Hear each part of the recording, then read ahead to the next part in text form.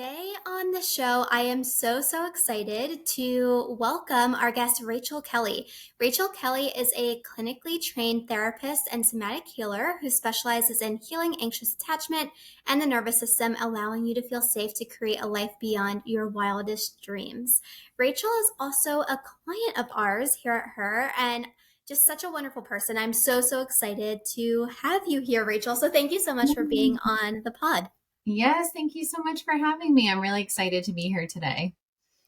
Well, there are so many different things that we can chat through today, but what I would first love for you to share for folks to gain a better understanding of who you are as an individual is a little bit about your story and your background and what brought you to where you are currently at in your current season of life and business right now. Yeah, absolutely. So, long story short, I'm from New York. I moved to San Diego, California in August 2019, so almost 4 years now.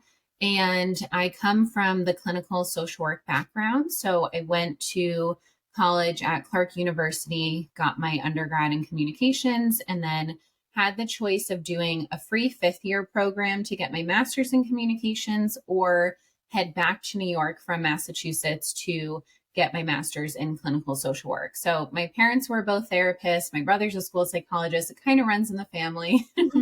And I just knew that I needed to go in that route. So got my master's in 2016 and then was in the field after that up until almost 2 years ago. So had a good stretch in the field at various different therapy jobs, working at a drug and alcohol facility, working at an elementary school, working with senior citizens, kind of working with all ages. And it was kind of just that typical story you hear about the burnt out social worker, like overworked, underpaid, just feeling really burnt out. And I learned a lot. I learned a lot about what I want in terms of work and then what I don't want. But it constantly felt like I was just kind of jumping from one job to the next, just trying to find a place to land. And I just noticed the same systematic issues over and over and over again, no matter what job I was going to. So, my plan to kind of escape the field was to do private practice once I got my license. But even the idea of doing private practice, it just didn't, it felt like a backup option. Like it wasn't lighting my soul up. And I was like, there's got to be something else. And at this point, I did not know that the online coaching space even existed. Like I had Instagram, I used it just like, personally, but I really didn't know that that was even an option. So I started kind of looking into it when I started hearing more about it. And I was like, what is this coaching thing? Like, what is this? How is it different than therapy? Is this something that I would even want to do? And I just started learning more about it, connecting with more people. And I ended up quitting both of my therapy jobs and starting this business program and just like fully leaping into this world that I had no idea like what it was going to bring, where it was going to take me. It was just kind of a blind leap of faith. And I was like, something feels right about this. And I just got to get out of my jobs and just figure it out like one day at a time. So after that, I ended up just learning more, got my first client, and then I hired my current mentor, who I've been working with for almost 2 years now. And I started doing this deep healing work on myself. And it was really after I had gone through this breakup. And that was kind of the catalyst for me realizing, like, wow, I have some attachment wounds to work on. And so through doing this work on myself, it completely shifted the way in which I was working with clients. So I was kind of stuck in between this like therapy modality and then coaching structure and trying to find my place and like how to merge the two in a way that felt aligned and authentic. So, yeah, I ended up using this healing modality that I learned to really focus on healing my own anxious attachment and now helping others heal their anxious attachment. And almost 2 years later, here we are. That is such a beautiful story. I never realized that you like took such a big leap of faith and just quit your jobs and said, this is what I'm going to pursue. That is amazingly courageous. What really inspired you to do so? Was it just that gut instinct, that gut feeling that this was the path for you? Yeah, it was pretty wild. I felt like the universe was supporting me in leaving because it kind of happened very naturally with both jobs. So at the time, I was working one job remote in New York. I was running these DBT skills groups for this practice in New York. And then I was working at a DBT. For those who don't know, DBT, it's dialectical behavioral therapy. I was working at a DBT clinic in San Diego. So I was working these two jobs and I was learning a lot, and I was like, oh, maybe DBT is it. Like I finally felt like I was just maybe a little bit more in the right place in terms of how the therapeutic modality landed for me and how I saw it working for people. But something about it still felt like, oh, this is not quite right yet. Mm-hmm. Yeah. And basically, my boss sent me an email one day and she had scheduled a meeting for us. So, in my head, of course, anytime this happens, you're either like, I'm getting a raise, I'm getting fired, or who knows what's going to happen. So, she sat me down and she was like, I don't think you want to be here anymore. And I was like, yeah, I think you're right. And she was like, so I'm going to give you a few options. And she basically said, I can switch over to working with a different population because they served both DBT clients who were more like high risk, self harming, all of that. And then also just kind of more traditional therapy clients. So she was like, you can switch over to just working with non DBT. Or you can recommit to DBT because DBT is a very like intensive therapy. So you have to be like fully in it, or you can put in your notice and leave. And she basically gave me those three options, told me to think about it and let her know. And this was like already a pretty rough, like boss situation. It was like lots of turnover, lots of people leaving just because a lot of people were not happy with how the place was run and management, all of that. And so I took some time to sit with it and I knew in my gut, I was like, she's giving me an out. I have to take it. Like, I'm so Yeah. unhappy in this place. Like, I have to leave. But I had no other job lined up. I had no idea what I was going to do. My other part time job was very like part time. So it wasn't enough to sustain myself. And I talked to my family at the time. And, of course, they're like wanting me to be smart about it, like make sure I can pay my rent. Um, Hmm. but I had talked to my stepmom, and she's someone who has always been, she's really because my parents were both social workers, like they didn't make a lot of money. So she was always the one that, like, if there was like financial help that I needed, she would always do what she could. Like she couldn't always do a lot, but she did what she could. And so she said, she was like, if you want to focus on this business program, like I can basically give you this loan to hold you over until a certain amount of months. And within those certain amount of months, you need to get a client, like you need to start your Yeah. business. So I was like, okay, I'm going to do this. Like I got X amount of months. Like the business coaching person said by the end of month 2, we would expect to get our first client. So I was like, okay, like let's see if we can do this. And then with the other job, I was responsible for forming these groups with these teenagers. And I had just formed a group that was about to start. And I forget exactly what happened, but it was something along the lines of like all the group members just happened to like fall out of the group before it even started. And I was like, oh my God, universe again. Like it was just this natural out where I was Yeah. like, okay, now I don't have to do this group. I have nothing kind of holding me here.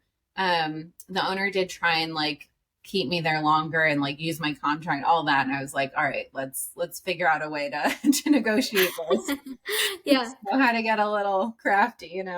Um, but yeah, I was able to leave that job and, just really focus on having enough to like pay my bills, get through the program. And sure enough, by the end of month 2, I got my first client and I was like, all right, we did it. And Yay. just kind of picked up from there. So it was a combination of, following my intuition, the universe screaming at me like, go, this is your opportunity, go.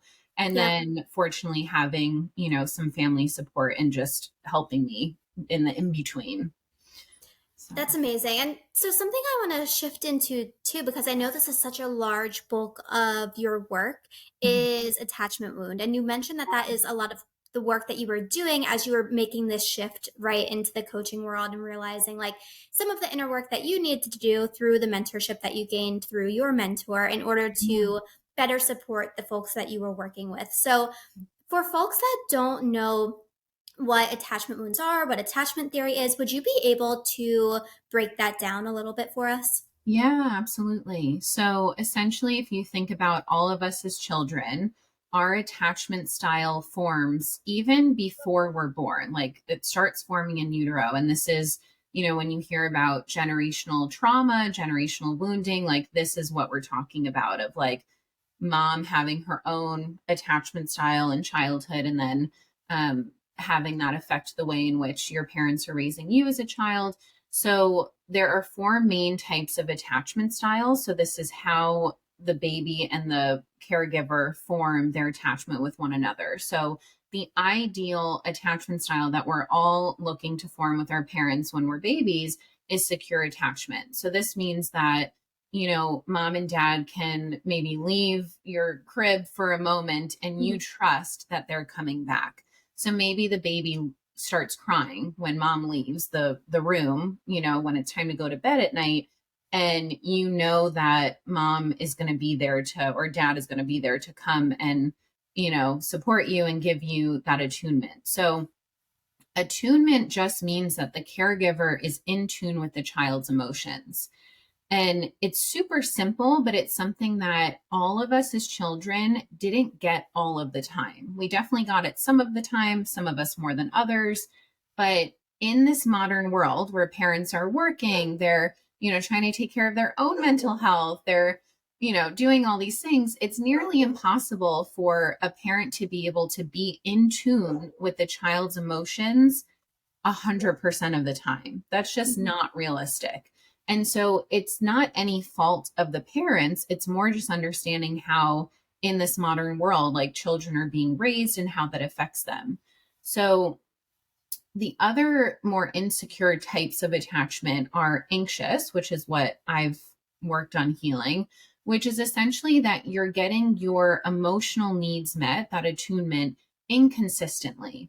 So, for me during childhood, there was a lot happening. I was sick as a baby. Then my parents were getting divorced. My mom was figuring out her sexual identity. Like there was so much change. And so within that change, and also from being so sick so young, there was this fear that was developed of like abandonment, right? Like, will I get my needs met? Will mom and dad be here, when I'm alone in this hospital room and then coming out? Or when parents are getting divorced and so they're starting to spend some nights apart. And so is mom going to come back the next morning?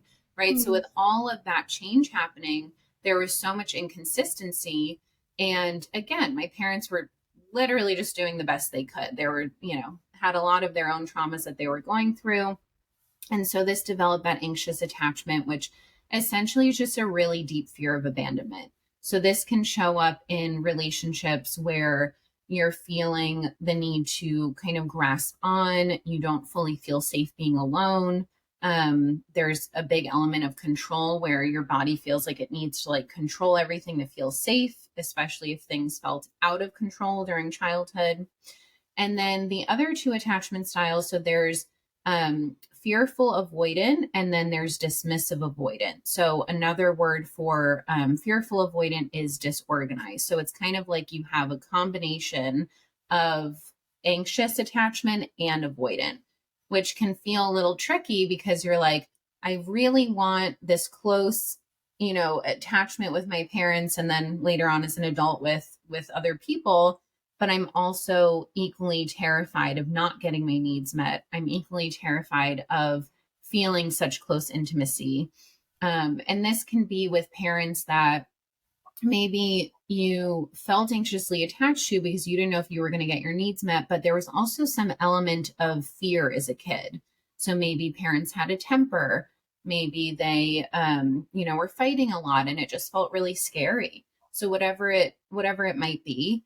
And then dismissive avoidant is that classic, like, I'm uncomfortable with feelings Mhm. because during childhood, feelings were not even a thing. Like feelings were not talked about, feelings were not, normalized.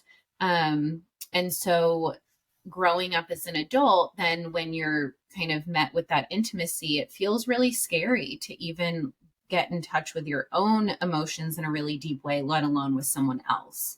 So, based on your own particular, you know, parent situation growing up, your environment, the ways in which you were held, attuned to, the ways in which your needs were met, how often and consistent they were met, all of these factors shape our attachment style. And the thing that most people forget is that we all have a combination of most of them, if not all of them. So Hmm. it's not like I'm anxiously attached and I'm none of the other ones, or like you're avoidant and none of the other ones. It's like we all have kind of different mixes of all of them. So hopefully Interesting. that, yeah, that makes sense. I know I just rambled a bit. No, no, that totally makes sense. And so when you say kid, right? Because you referenced like being a kid, and this is when a lot of this develops. What ages are you specifically talking about where we really start to develop this attachment style, or like a lot of that is informed by what age bracket? Yeah. So, like I said, even before you're born, so when you're in utero, and then I'm not sure the exact age of cutoff because really it's like for as long as you're dependent on a caregiver, right? So Okay. like our brains don't fully develop until age 26. Technically in society we're adults at 18, but I think even though that would still affect it in those years, I think more importantly are those early years. So like even up until like 10, 12, 13, when you're still actively needing that attunement from your parents. But I would say like even after that too, if you're still living with your parents, and but it really is kind of the older you get, the more safe you feel to be dependent on yourself. And so just Yeah. like earlier on when you're so dependent for survival, that's those are the years that really it affects the most. That totally makes sense. And so I'm curious, you talked about some of the ways that these attachment styles may present now that we are adults. And so as Mhm. people are listening, they might start to realize, oh, like that is a tendency that I have, but not everyone is able to be self-reflective in that way. It's like that saying that it's always easier to see things from like a third party perspective, right? When you're so in it, it's so hard sometimes to realize your own tendencies. So as people are listening, what are some ways that the people that you work with who are really dedicated to wanting to uncover what their attachment style is and how that's actually impacting their day to day life, what are some ways that people are doing that and what kind of support are they seeking out to have that extra perspective to show them where it might be actually impacting their day to day? Yeah. So the two main areas that people start to see this in first is their primary relationship. So this can Mm. be your romantic relationship. There's nothing like a romantic relationship that will bring out all of your childhood triggers. True. Because, yeah, essentially, it's like if you think about our primary attachment during childhood was our parents or our caregivers, and then all of that transfers over to, if we're unconscious to it, to a romantic partner, because essentially that's going to be the person that you're having the most intimate relationship with, the person that sees all the sides of you that maybe, other people in your life don't see. Yeah. Or even if you have just like a really close friendship or another family member. So anyone in your life who's that primary attachment, that's where it's going to show up the most. And then also, especially, I'm imagining a lot of people listening to this are fellow entrepreneurs, the ways in which it shows up in your business. So, a lot of things to look out for is how safe you feel to be seen in your business. How safe do you feel to lean into faith? Or how often are you trying to control everything, grasp onto everything, attach to everything? Um, thinking certain outcomes should look like a certain way, or even trying to predict like where your next client will come from, or how long they're going to stay with you for, like all of these ways that we attach on to either the past or the present or the future rather than feeling safe to be in the present, safe to Yeah. be with the unknown of the future. So yeah, those would probably be the biggest two areas that your attachment wounding will show up in. But essentially, it affects everything. Like it affects your relationship to money, it affects your relationship to just yourself and how you're relating to yourself. Like, how safe do you feel to just be with yourself without constant distractions? Like, I used to pride myself off of like, when I was single and I wasn't in a relationship, like, oh my God, I'm the most independent girl in the world. Like, go, eat alone. I can go to the movies alone. I can do all these things alone. But when I looked at how was I actually connecting to myself, oftentimes I was unconsciously numbing. So I was a really big TV binger. I was constantly working. So I was definitely an overworker. I was constantly staying busy. So, like, making plans every weekend, needing to see friends all the time. Like, I didn't feel safe to just like be with myself. And that's so often something that is kind of just like minimized in society because of the culture we live in. That's just like, go, go, go. And it's not Yeah. normalized to be like, let's sit with ourselves and feel our feelings. Yeah, so like for someone to feel safe just being with themselves, what does that look and feel like, right? Like I think a lot of us Mm, can identify the places and times in our lives in which we did numb, like, or are currently numbing, like you said, yeah. and in ways that are deemed acceptable by our society, right? Because Right. what we consider as a society unacceptable, and for those who aren't watching, I'm using massive air quotes there, right, is like if you're drinking a lot or if you're using a lot of drugs, right, that's like you shouldn't do that, society says, right, to numb your feelings. That's like the key indicators that you might have like an unhealthy coping mechanism if you're drinking too much or overusing drugs. But there are so many ways where this is so nuanced, right? Like you said, you were binging TV. We see all the time people who will binge a Netflix series in a weekend, no problem at Mhm. all. I've Right. experienced like times in my life where I'm eating way too many sweets. Mhm. Again, not like I'm eating like boxes of sweets, but like I know what makes me feel good in my body and what is a coping mechanism. So it's Right. so nuanced. So when you say feeling safe in your body, what does that actually look like? And what emotions come to the surface for people who are actually in that kind of space or in that headspace? Yeah, absolutely. So for me, it really looks like when you're noticing this urge to engage in an addictive behavior, which again can, like you said, can be so nuanced. It can be TV, it can be even the healthiest of things, right? So, like, Yep. people who live at the gym and they have to just like constantly be moving at all times. Yeah. Yoga can, like, literally anything can be an addiction because it's the energy in which you're relating to it. So Yep. for me, feeling safe to just be is when you're noticing that urge to engage in whatever the behavior is, like, are you able to just slow down, take a few deep breaths, and kind of check in with yourself? Like, check in with, why am I rushing right now when nothing's an emergency? Like, how many times do we do that of like, I need to respond to this email, or like, Oh I my need to call gosh. this Yeah. person back. And it's like, can we allow our nervous systems to kind of slow down and come back to the present? There's no emergency in the present.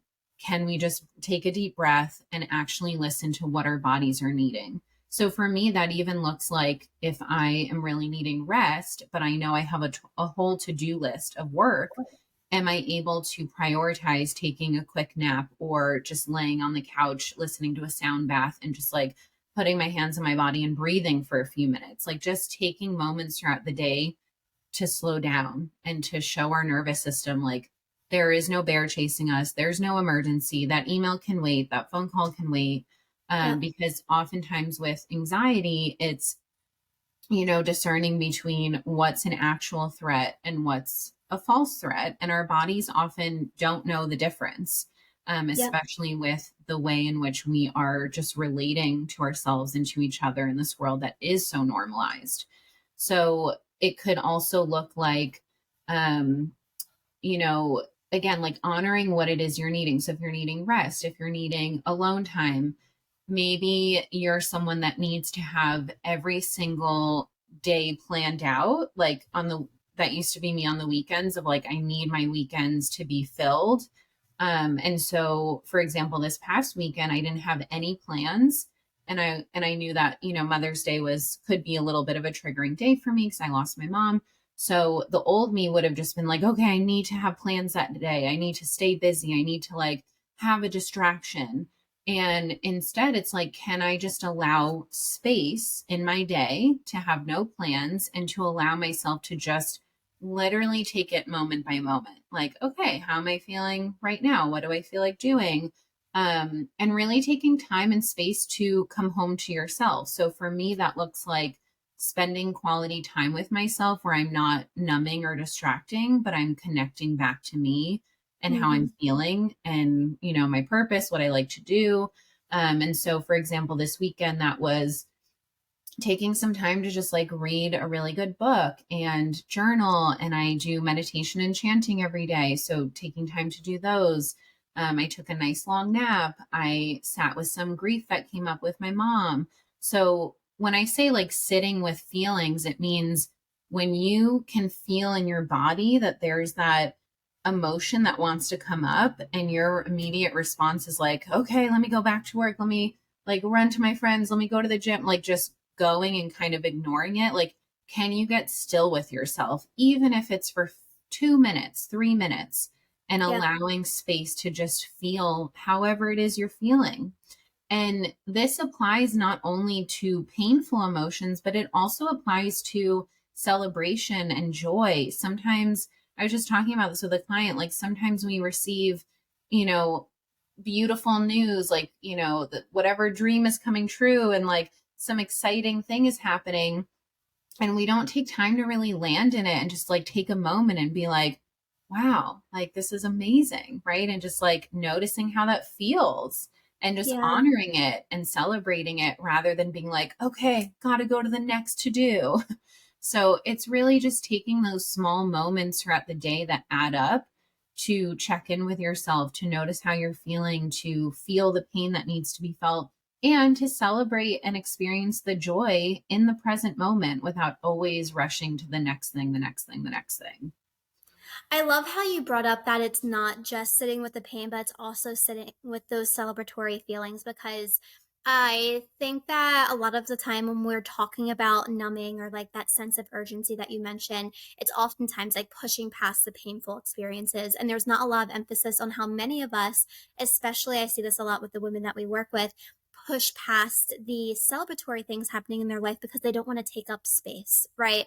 Or they Mhm. weren't taught how to like show their joy or want to like dim their light in whatever way. And so I'm really curious when it comes to attachment style, desire in entrepreneurship and like goal setting, things like that. For folks that would identify with having a anxious attachment style, and you say that you've like worked to heal through this too, so maybe you could speak to this personally. Do folks with an anxious attachment style have a harder time developing or recognizing and identifying their own desires separate from their primary partner? Yeah, so I think it just depends on the person. Like for me, I've always been someone who's felt really clear on like my own desires. I think where my anxious attachment came up was how my desires would completely change my attachment relationships in like every sense Interesting. of the word. So Yeah. it's like you can, I think, again, this is why it shows up differently because maybe someone who's in, a relationship and their partner is expressing a desire and, you're like, oh, yeah, I want to do that too. And it's kind of just um, that idea that Gabor Mate talks a lot about in terms of attachment versus authenticity, which is, how often are you saying yes to things that don't actually feel aligned or authentic to you because your attachments are doing them and you want to be with them or spend time with them versus how safe do you feel to say, no, like you go ahead, you go do this. I'm going to stay at home and do my thing and like feel safe to kind of both honor what you want. Yeah. But for me, I always knew, like, I knew that I always said my whole life, like, if I were to live anywhere besides New York, it would be California. If But I always said, oh, but I would never go to California because my whole family is in New York. Yeah. So even something like that, when I finally felt like safe enough to make that leap of moving to California, my anxious attachment got so deeply triggered where the first like 6 months here, it felt like I was dying. Like it felt like I was being like torn apart from like the nest, like the Yeah. comfort zone, like my whole sense of safety. And especially because not only my family, but I was also dating someone in New York that I was like deeply in love with. And when we met, he knew that I was planning on moving to California. So it was this combination of leaving him, leaving my family. Like my anxious attachment was wild, like out of control. I was even considering moving back. I was like, I don't know if I can do this. Like my mom had just died. Like there were so many things that just kind of triggered that wound. And so for me, it's really like, even if you are crystal clear on what you want, like I wanted to move to California, I wanted to start this business, like I want to, I just said no to a family vacation to stay home for the summer. Like those are things that the old version of me, like I wouldn't have actually felt safe to do. Mhm. And I would have felt like, I was dying. And sometimes it still feels like that. But because I now have the awareness and I've done this work on myself, I can say, like, okay, this is just my inner child, like feeling terrified that she's being left, that she's being abandoned. But I can come back to the safety in the present moment and show myself, like, I am safe. I am safe to choose myself. So again, it can look like not feeling clear on what your authentic desires are because your safety has been enmeshed with other people for so long. Or it can be, what your desires are, and you may not feel safe to actually act on them or feel safe while acting on them because it feels like this goes against, your whole way of knowing safety. And that can feel utterly terrifying. That I've never thought about it in that way, but that totally makes sense. And it normalizes too, right? That a lot of us have felt in one of these two camps at some point in our lives, I would imagine, right? And so it normalizes that this is something that is a cause of how we grew up and something that we can work through to find more joy on the other side. And something I want to tie in because you mentioned it briefly earlier is how this actually connects with entrepreneurship.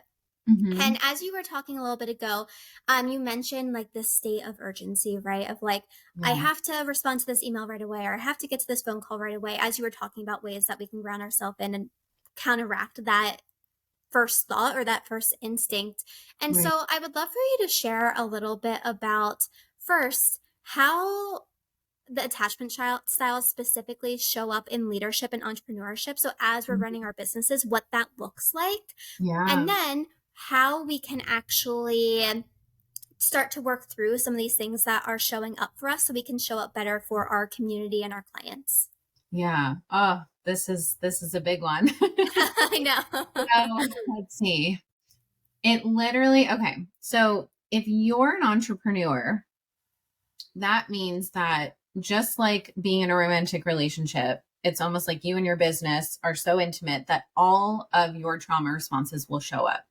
Yeah. These can show up in the sneakiest of ways and also the most obvious ways. So, what are trauma responses? They could be anything from perfectionism, judgment, people pleasing, over giving, over caretaking, not feeling safe to say no, not feeling safe to raise your prices, uh, Mm.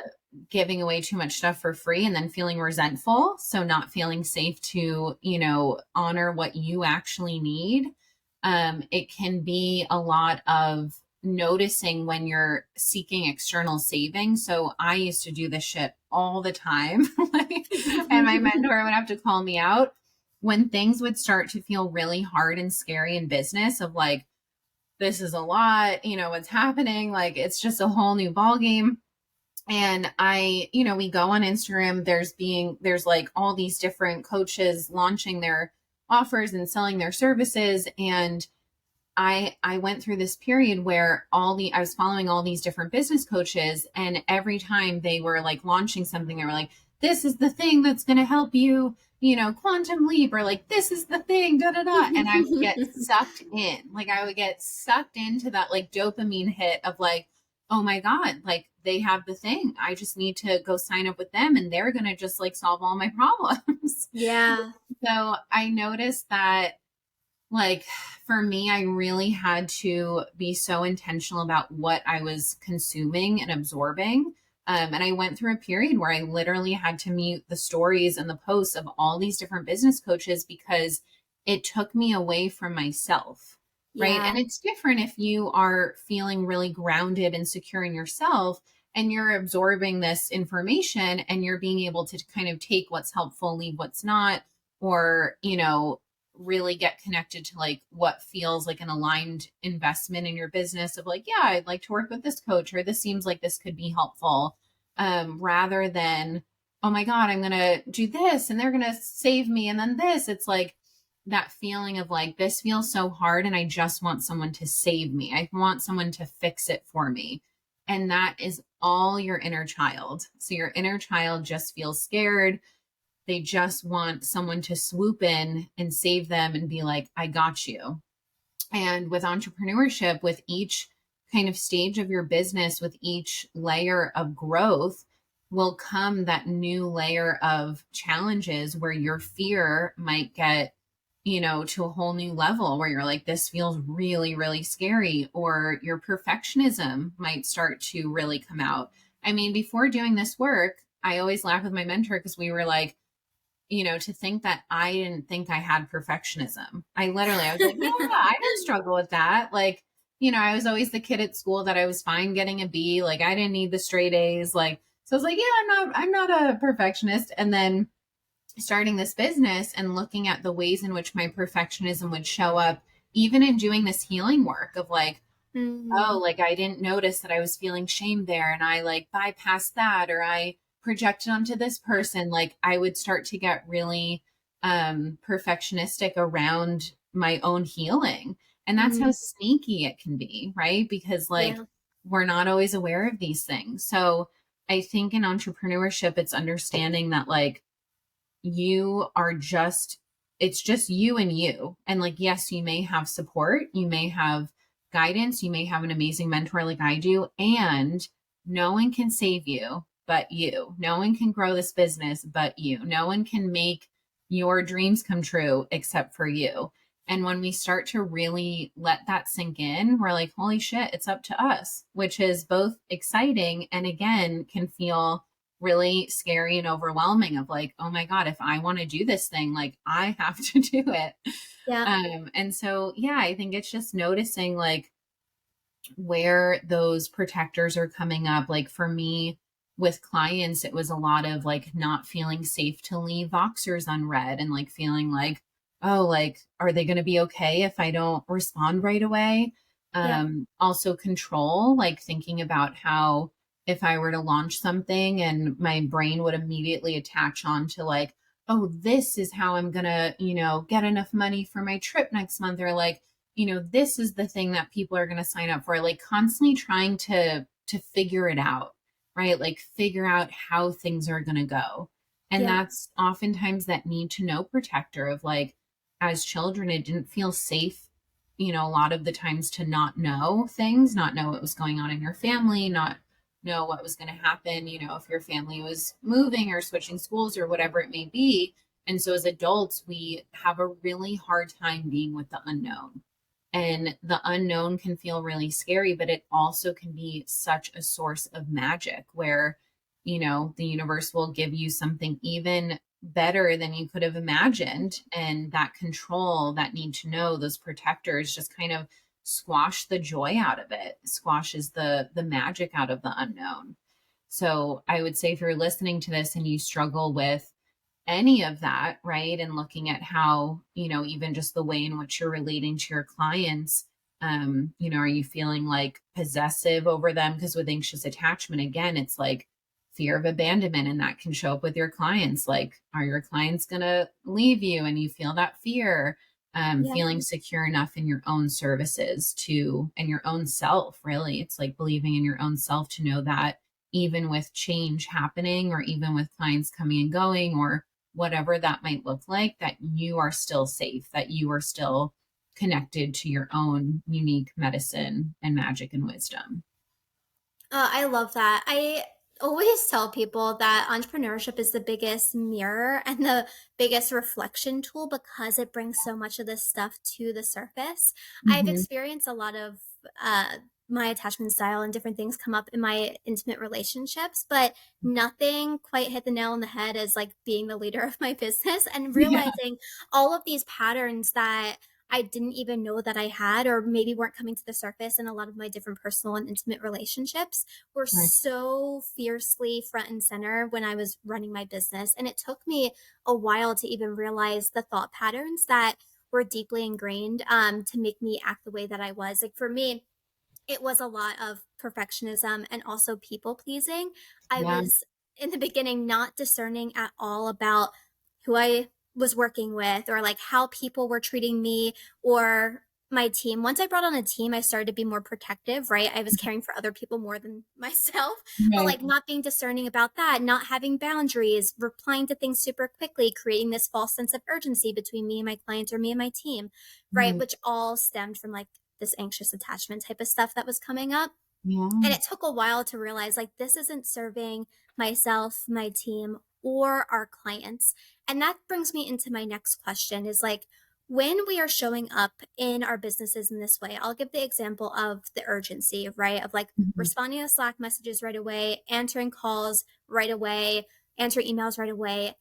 I have found that it breeds that feeling in our clients as well, that they feel as though they then have to act that same way because that's the expectation that we have. So, can you Yeah. speak to that a little bit of like how we are showing up in those partnerships and in those relationships affects the people around us, specifically when it comes to business? Yeah. Oh, that is such, I'm so glad you brought that up because that is such an important point. Like, we are, if you're a leader in your business, right, and you are the one that is role modeling for your clients, for, your team members, that is a huge part of becoming an embodied leader is, are you able to be with your own discomfort that comes up in order to relate differently than your anxious attachment is telling you to, so that you can provide that sense of security and safety for your clients as well.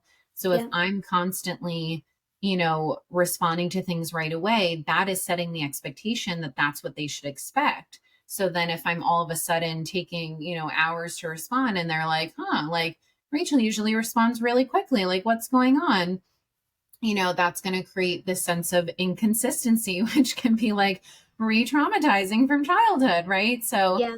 um, it's having the capability and the awareness to like really look at how would I be relating to this situation, to this client, to this team member, whatever it is that's coming up through secure attachment, or how would I relate to it if control wasn't present right now. So it's really tricky and it requires like a lot of intentional practice because again, these things are so sneaky. So maybe you're Yeah. not even aware that control is coming up. And what I always tell people is like, your energy will say everything, right? So if you're showing up on social media, if you're showing up to your clients in session, and like this is how I used to show up in the therapy world because I was burnt out. So I would show up and like we were required to like do the notes and the treatment plans in session with the clients. I'm like typing and trying to talk to them and like trying to eat my lunch. Like, oh my God, it was just pure chaos. Like literally the therapist would have to eat lunch with their clients because we didn't have time to, and I'm like, this is craziness. And I was always that rebel that like would actually take my full hour lunch break because I'm like, this is crazy. Yeah. um, so I think understanding that, like, even if you can't fully pinpoint, like, oh, my people pleasing is coming up or my control, like, yes, starting to gain awareness of that. But again, like, it comes back to energetically, like, what's happening for you. So if you're writing an email and you feel your chest tightening and you're like, ah, can you Yeah. just take a moment to breathe and just be like, I'm okay right now. Like nothing is an emergency. I am safe. And how would I relate to this? How would I communicate this if I was relating through that secure attachment? If I actually felt safe in my body to just be in the present and relate to the present for what it is rather than what my protectors are telling me that it is. So, yeah, I think also understanding that with your clients, if you're being that role model for them, being mindful of like, so for me, if I respond right away to something, maybe the next message I'll take a little time because again, I'm being cognizant of what patterns I'm reinforcing. And also the biggest thing, if you take away anything from this podcast, is remembering what's actually in the highest service of the client. So Yeah, your anxious attachment might trick your brain into convincing you that by responding right away or by catering to their every feeling and need in every moment, that's you doing a good job of holding them and, being a provider to them, whatever it is.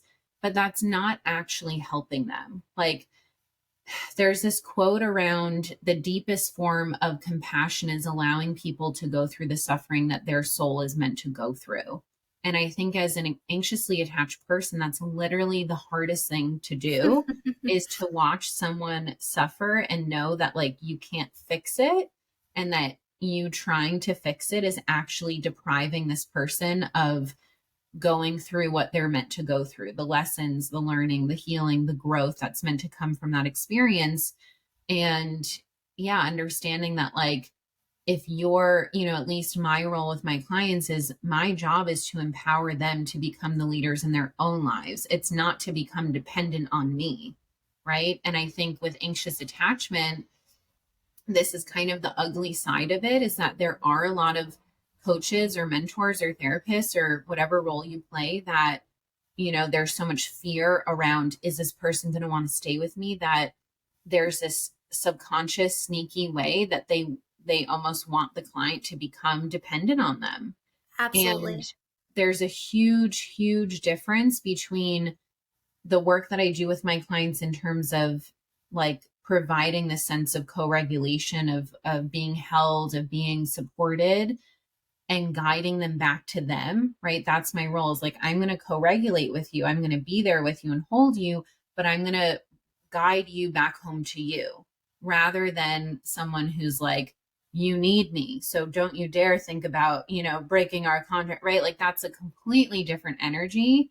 And if you're not aware of what energy you're bringing into that relationship, it can be really icky sometimes. And you have Yeah. to be super mindful of that because again, half of the time, if not more, it's like very unconscious. Yeah, and I think one way to bring that to the surface a little bit is those times around like contract renewal periods, right? Is like Mhm. what is coming to the surface for you during that time? Are Yeah, you hoping that your client is empowered enough to choose the decision that feels best for them in this season of their life? Or are you simply champion like the champion of them signing back up because you need the money, you need the relationship with them, like you need the consistency?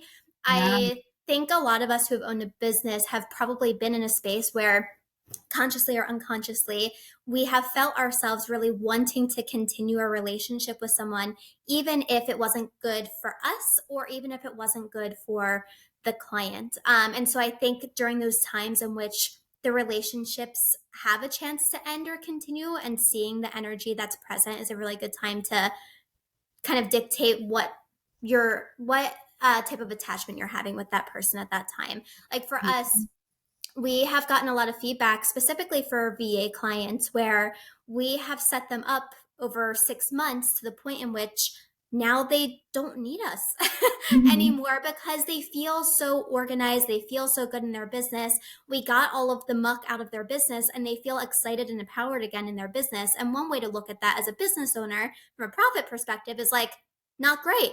But from like a human perspective, we're yeah, so excited that this person is at a better place because of our help. And now they can do their own thing without needing us to lean back on because it shows that we've taught them what they needed to be taught and we've set up their business in the way that it needs to. And yeah, something else I wanted to bring up too is this dialogue of leading with action, also leading with word, mhm, because we talked a lot about, and you shared a lot about different examples of how we can show through action the expectations that we want for our clients to like participate in and show how we lead through our actions. But I've also recognized recently through other amazing people in our community how important it is like writing it down in word too. So for example, one of our amazing clients, Nisha, who also was on the podcast earlier. I don't know if you know Nisha, but she has a line in her email signature. I won't get it verbatim, but basically saying like tend to yourself first. I do not expect an urgent response from you. And I remember my first time emailing with her, it gave me the biggest sigh, and even you just had like the biggest smile because it's breaking that norm. Yeah. So I wanted to just mention that too as a note of like it is also important to say what you're expecting in addition to showing it. Yeah. I know we're getting close to our end time here now, and one of the last questions I had for you was surrounding motherhood and attachment styles. We Mhm. have a lot of moms in our community, and I know they are curious about how they can set their child up for success and set themselves up for success as their child grows and Yeah. isn't as dependent upon them anymore. So, can you talk a little bit about that dynamic for us? Yeah. Oh, I love that question so much. My sister recently became a mom about a year ago, and she and I talk about this a lot of like just, different ways. She's like, am I doing this right? Da da da. And I think such a common thing that moms go through is like, am I doing this right? Right. Because especially as a new mom, you're like, I don't know what the hell I'm doing. The best advice, I mean, I'm not a mom personally, but just from attachment perspective and theory, like the best advice that I could give any mom is understanding that the more that you are taking care of, the more that you are tending to you, the better off your baby, your child will be. And why is this? Because babies are constantly absorbing the nervous systems of their parents around them, especially their mom, right? So if mom is constantly like freaking out of like, oh my God, am I doing this right? Like sometimes I have to, just like remind moms, like, there is no right or wrong way. I mean, yes, there are certain things that are more helpful than not, but if you're constantly in this state of perfectionism, of worry, of trying to get it right, rather than noticing, like, okay, I'm having some fear come up because being a new mom is scary and it's hard and that's totally normal. Can I take some time, even if it's just for a few moments while I'm holding baby to sleep? Like, can I just take a deep breath? Can I, again, it's always bringing your body back to safety because safety is one of the most foundational things that we forget about as humans because as long as we feel like we have a roof over our head and food to eat, we're safe. But our nervous system is so wired in survival mode that if you're a mom and you're relating to yourself and to baby through this survival mode subconsciously, baby is picking up on that. And so baby then is going to feel more of that fear. But if you're tending to that fear, meaning you're actually noticing when it comes up, holding space for it, allowing yourself to feel it because it is so normal to feel rather than kind of just like storing it away and repressing it, you're going to be able to then come back and relate to yourself, to others, and to your baby from just a more grounded, calm, safe nervous system place. And baby is going to feel that, right? Like the baby is always feeling whatever state you're in. And I don't say that to then put pressure to be like, I always have to be in a perfect state. It's not about that. It's just noticing, like, when am I feeling really scared? When am I feeling really, rushed or whatever might be coming up for you? And the more that you can tend to your own body, to your own nervous system, to taking care of yourself, which I know as a new mom is like one of the hardest things in the world, right? Is like, how am I supposed to take care of this child and myself? And so it's meeting yourself where you're at. It's not, there's no perfect. I don't even believe in perfect. I just believe in doing the best you can with what you have. So Mm-hmm. if there's a choice between, you know, spending the extra $5 to get the really healthy salad for lunch versus like just throwing some crackers in your mouth and like barely eating throughout the day, like choose the option that's going to nourish you, choose the option that's going to help set you up and your nervous system up for being that calm, grounded, safe nervous system so that you can better attune to your child because kids are absorbing everything. And so if you're not dealing with your own emotions and you're just using motherhood as almost like a very valid excuse of like, well, I can't because I have to tend to my child's like knowing that by you putting yourself first, you tending to you as best as you can, whatever that may look like, that is what's in best service for your child. I mean, the same thing we talked about with entrepreneurship. Like, if you're tending to you, you're going to be that much more capable to serve your clients. Yeah, same thing. And I love how you really highlight the need for the internal, right? Because I think, especially for moms, there's so much pressure on the external now, especially with social media, right? Like, I have to make my child's first birthday look exactly like this. I have to make sure they're like doing all the fun activities. I have to take them here and there. There's so much pressure on the do, do, do. Again, that urgency, that sense of like needing to conform to what you're seeing other quote unquote amazing moms doing, thinking that those things are the things that are really helping your child, making you an amazing mom. And while the effort is like, we all love a mom who's really trying their best for their kid, as all moms are, for the, Mm-hmm. the best thing you can do from what it sounds like is that internal work. It's like Yeah. not all the things that you need to do, it's being Yeah. with yourself. That, Yeah. the things that usually take the least amount of time, energy, and money, as opposed to like running to 5,000 different spots all over town with your child, that really has Exactly. the biggest impact. So I think that's empowering to remind moms of that, that it's not about keeping up with the times of like what you have to do in order to have this Instagrammable moment with your child. It's the Totally. internal work that's most important. And I also love Yeah. too that the sense of tending to yourself as a mom is something that won't only serve you when your child is young, but also will serve you as your child gets older. Because I know a lot of moms go through this phase of questioning who they are and their identity once their child leaves the home.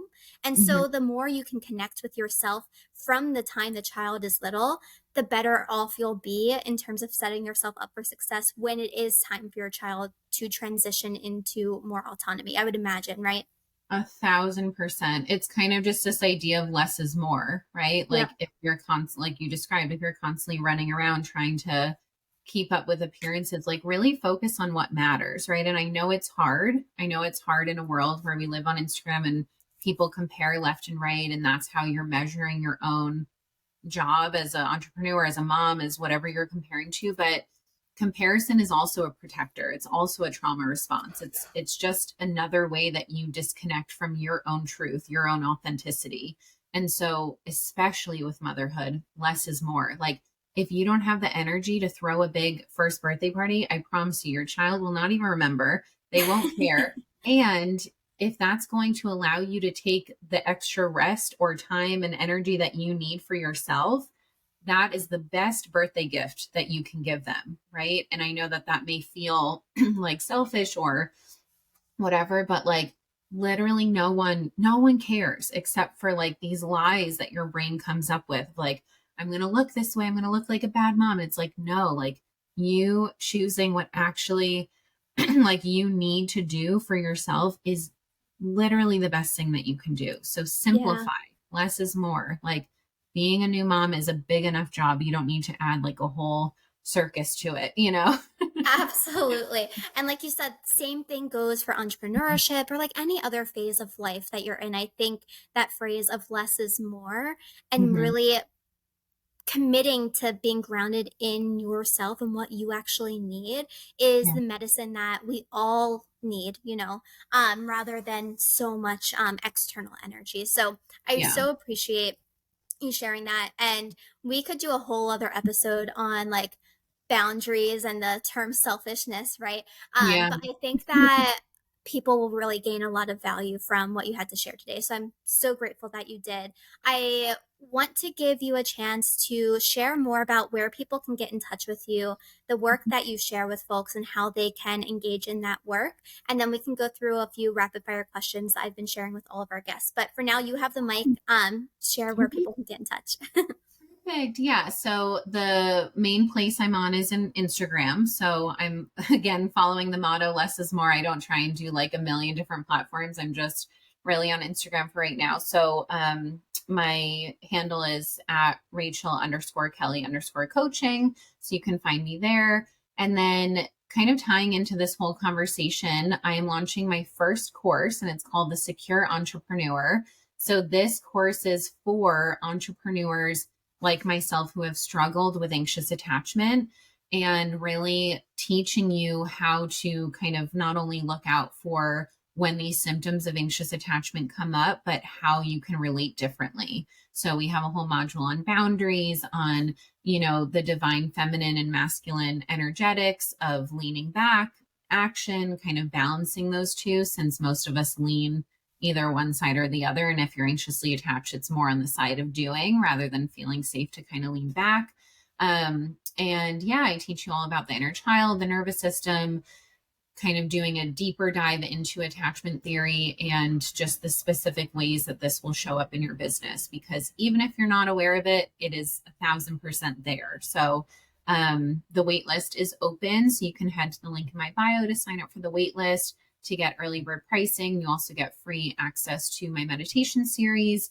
And aside from that, let's see, I also have one spot open in my signature program, Insight. So this program is for a full deep dive nervous system transformation. So this is the same exact work that I've done on myself with my mentor to rewire my nervous system out of survival and scarcity and into just that safety, that connection, that ventral state in the nervous system. So if you are looking for like really a higher level of one-on-one support, this would be the container for you. And then if you're looking more for group support, I have a group specifically for anxiously attached women called Come Home to Yourself.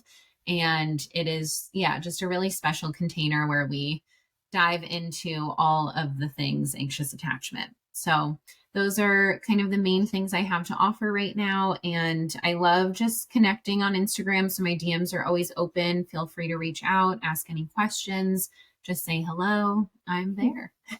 Amazing. And we'll include the links to all the things in the show notes. But I Okay. also want to just take a moment to say how excited I am about your course for entrepreneurs, because I think that for entrepreneurs, there's so much emphasis on like signing up for all the courses for like sales and marketing and like all the tactics, just like Yeah. again, chasing, chasing, chasing. And what I love about your course is that by going through that course, you'll actually be able to, as an entrepreneur, settle into true fulfillment. It's like not about achieving more, it's about coming home to yourself. And Yeah. that's what's going to make you feel the most satisfied and uh, most fulfilled within your business. So I'm so excited that you're doing that and excited to share that with all of our entrepreneurs. But let me see. We're going to do our rapid fire questions. So, this Okay. is just a series of questions where you can take a second or two to think about it and then respond with the first thing that comes to mind. It starts with some like short, quick, easy questions and goes into some more expansive questions at the end. So, I'm just Okay. going to roll That's fine. right on into it. The first one is sunrise or sunset. Oh, sunset. Awesome. Sweet or salty? Oh, I just healed my sweet tooth, but we'll just go with sweet for now. Awesome. Mountains or beach? Beach. What is one word you'd use to describe yourself? Dedicated. Hmm. What would you? Sorry, did you say something? No, I think Okay. maybe it was, Um, yeah. what would you want your last meal to be? Ooh, a burrito from Mike's Taco Shop on Newport Ave in Ocean Beach, California. Awesome. If tomorrow were your last day, how would you want to spend it, or who would you want to spend it with? I would want to spend it probably at the beach, partly at the beach, partly at home with my fur babies, just in my apartment. I would want like some time with my closest people at the beach and then some time alone at home with the fur babies. No. And then last question is, if you could leave the world with one last piece of advice, what would it be? Do the inner healing work that you need to do to actually be able to feel how you want to feel in this life and be able to make all your dreams come true. There's nothing that is more worthy. As someone who has done it, invested time, money, and energy into it, I feel like I'm a completely different version of myself, and I want everyone to just feel free, feel free to be themselves. Awesome. That's a great place Yeah. to end. Thank you so much, Rachel, for being here. I'm so excited for everyone to be able to connect with you. Like Rachel said, reach out to her via DMs. We'll link all of her amazing offerings in the show notes. But thank you for being here. I'm so glad we got to talk. Thank you so much. Yeah, this was amazing. Thank you so much for having me on. I really appreciate it. Of course.